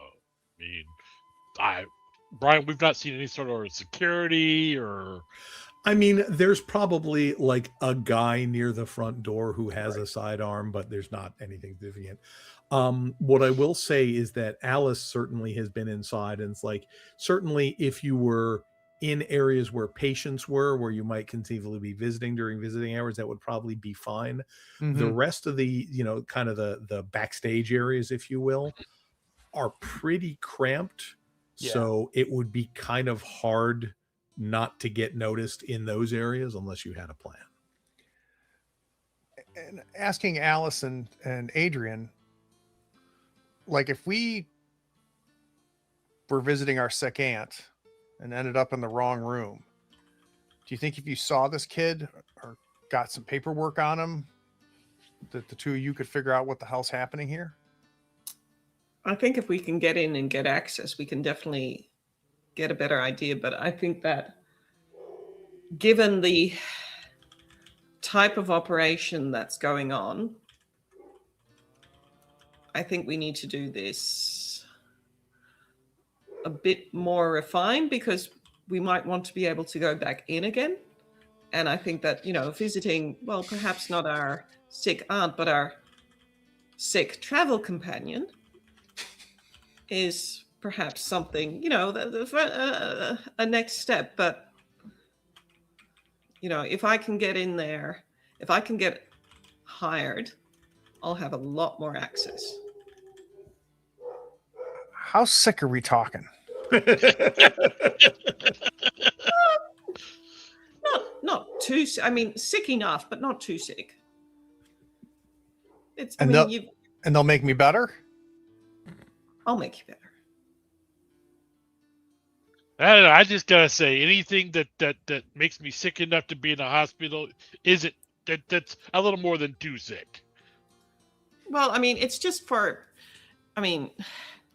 you'll be out for an hour or two, but after that, they have to keep you on watch, etc. But we time it all right. If we do the timing right, then they won't be. They'll just keep you for observation. Let's do it. And I think that's where we cut to credits and talk about this next time.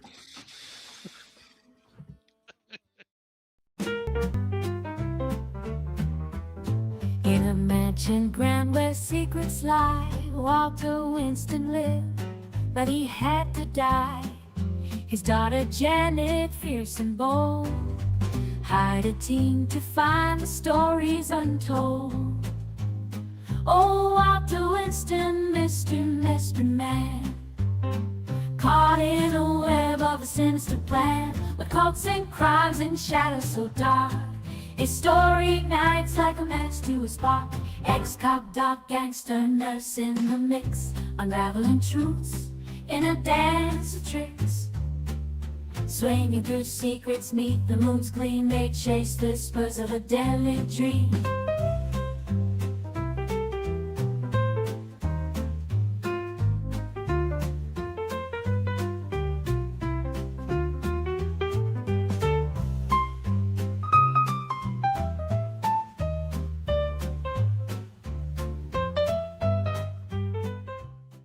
Taking us back.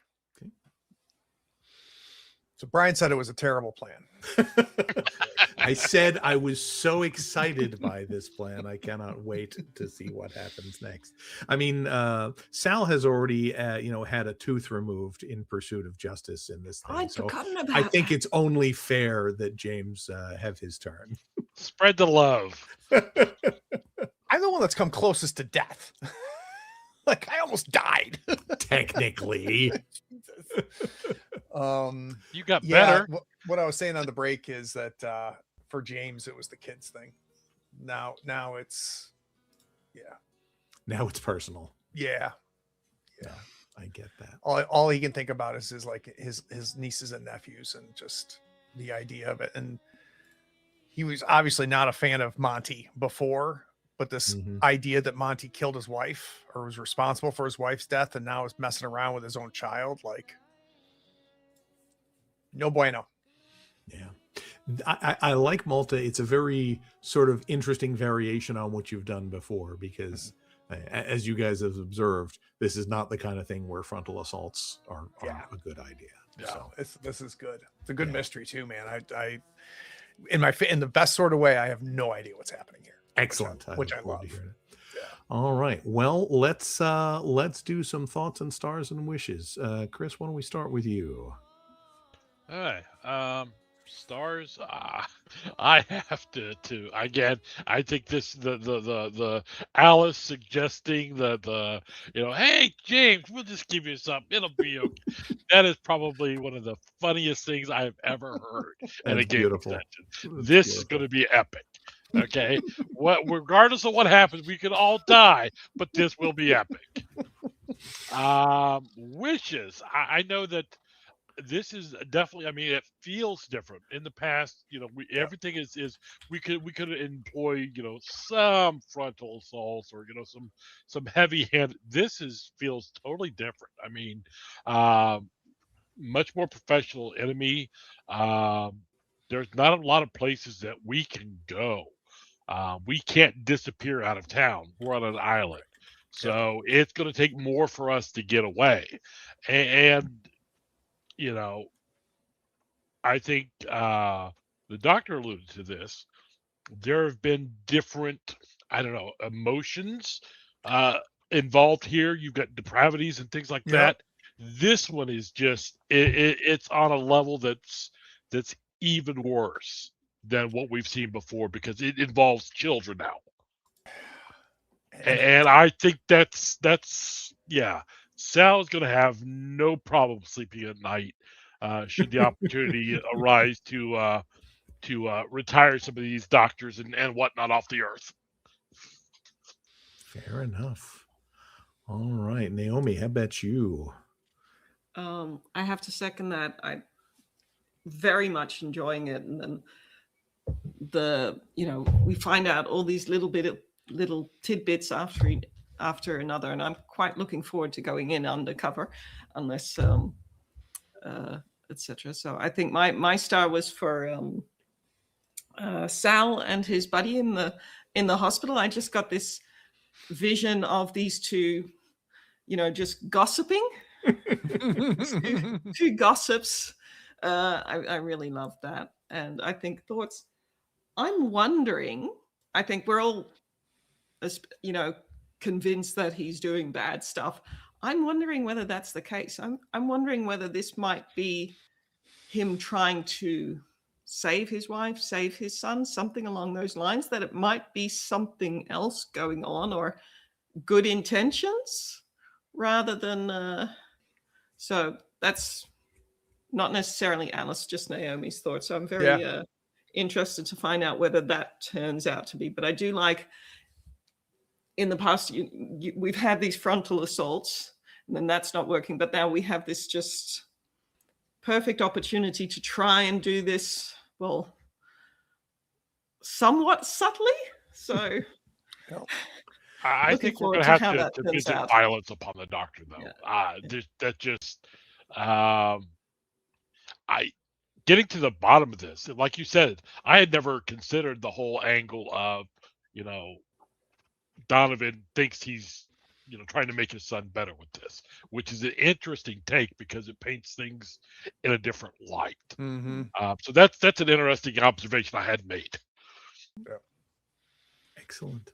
I will say that for a lot of reasons, Malta is my favorite chapter in this part of the game. So I'm glad you guys are getting into it. Mac, tell me about your thoughts on Stars and Wishes. So part of the reason that the dog was a bit quieter for this one is because he's having the same thoughts Naomi is having out of character. And the reason he's not bringing that up is because of him remembering Alice talking about trying to bring her husband back in the Yucatan. And he's getting the suspicion that this is about a man who cares for his family. And he's not quite sure what to do with that information. If it's... He's really worried about Alice, especially after their trip here. That she seemed unwilling to talk about Golgoroth at all. So he's withholding a little bit on his theories there. And the reason I was asking about the flower shop is because at some point he's going to anonymously send flowers to Donovan. He's the most willing to be sympathetic out of all of us so far. It's definitely really dependent on what he figures out is happening to the kid if Silencio ever gets back to him. But he's the most willing to be sympathetic so far. I think my stars, James, is just the stages of grief heading into the food poisoning plane. It's like, no, we're not going to do that. Okay, is it going to be that bad? Yeah, how sick are we talking? It was genuinely all the stages of grief that he went through. It's like denial, bargaining, anger, acceptance. Like, all right. Yeah. Wishes. Cool. I think I want in the next few sessions for the Doctor to be a bit more proactive. I was really enjoying him trying to hold back on this specific one. But I do think I want him to be a bit proactive going forward, like he was with Savagery in the library. Yeah, I honestly love this sort of standing at the desk and thinking about it, and then just adding a note there about, oh yes, I've dealt with this orange iridescent substance before, wink, and passing it over. So that was probably my favorite moment as a GM. So very cool. Craig, take us home. What are you thinking? I really like this. I really like it. It feels different in a great way.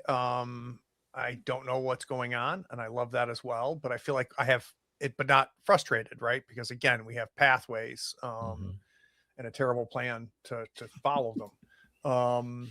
So yeah, super anxious. I think that the suspicion that Naomi and Mac have is legit. I think we're going to find that he's doing this for different reasons. In no way is that going to impact James's decision-making process. Plan. Yeah. But because there's still other kids is the thing. Yeah. He said kids, plural. It was plural. Yeah. So, yeah, it's going to be interesting. It's going to be interesting because I think another thing that's starting to happen with James is he's getting a little crusader-ish. No. Yeah. And which is not good. It's not good for anybody, especially James. It's funny when I caught him saying, we've all been dealing with his drug dealers and zealots. I'm worried James is becoming a little zealot too, So we'll see. Excellent. We'll see. All right. Yeah, I have to say, I think my other favorite moment from this session was just, visualizing James and Sal kind of leaning against the wall, looking at the warehouse and just looking over and saying, "We're going to burn all this down." And Sal's like, "Yep." Just I perfectly saw that and knew those characters in this Yeah, moment. me too. So yeah.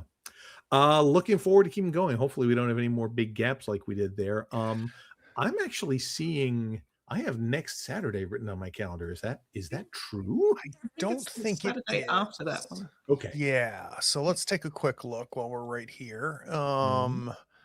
Nothing like I thought it Dungeons was and the Calendars.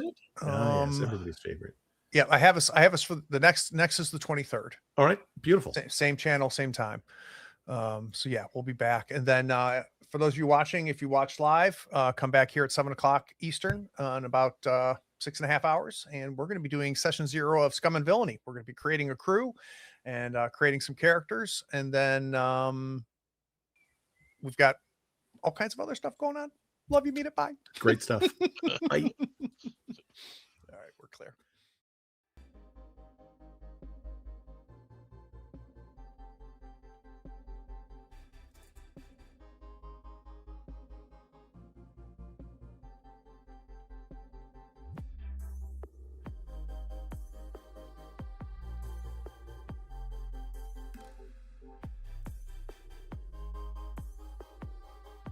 Howdy, friends. Thank you for watching. All our content is archived and organized in playlists on the Third Floor Wars YouTube channel. Check it out. And if you could like, follow, subscribe, and even set your notifications to this channel on YouTube and Twitch, we'd appreciate it, and it'll make sure that you catch all of our content. I talk with creators, designers, and experts across the gaming landscape in every episode of our podcast, Tabletop Talk. Open up your favorite podcatcher and search for Tabletop Talk from Third Floor Wars. Support your creators. They make the content you love, and it's your support that makes it happen.